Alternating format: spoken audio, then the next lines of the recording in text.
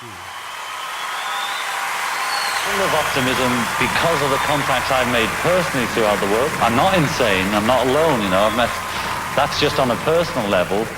And of course, the Woodstock, Isle of Wight, all the mass meetings of the youth is completely positive for me.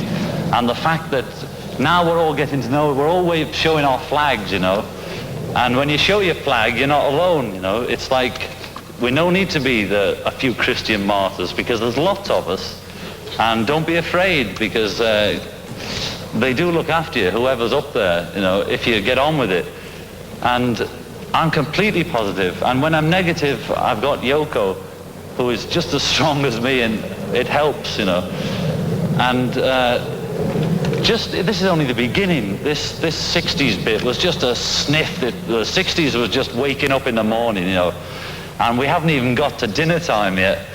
And I can't wait, I just can't wait. I'm so glad to be around. And it's just going to be great, and there's going to be more and more of us, and whatever you're thinking there, Mrs. Grundy of South Birmingham on toast, you don't stand a chance.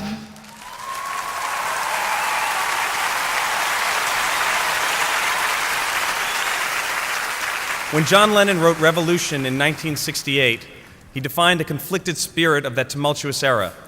The war in Vietnam had opened up a great divide between those who wanted to be counted in and those who wanted to be counted out. In the years that followed, Watergate would only make these tensions worse as our dissension turned into cynicism. It's been said that cynicism in America ended on September 11th, 2001. John Lennon, for all his wit, all his talent, and all his genius, never gave in to the fashionable cynicism of the 70s. Time and time again, he put himself on the line for what he believed. But the revolutions to which John Lennon declared "Count me in" were peaceful ones. First, there can be no doubt that the Beatles started a true musical revolution. Lest we forget, they also were revolutionary wits. Somehow they combined the rock and roll cool of Elvis Presley with the comedic genius of the Marx Brothers. Though with John around, you always wondered if perhaps Zeppo Marx had been replaced by Karl Marx. In so many ways, John as a Beatle and as a solo artist brought a new edge to our world. In the name of Marxism or Christianity, of raising a city, I want to know what you're going to do after you've knocked it all down, Can't we use some of it? What's the point of bombing Wall Street? If you want to change the system, change the system. It's no good shooting people.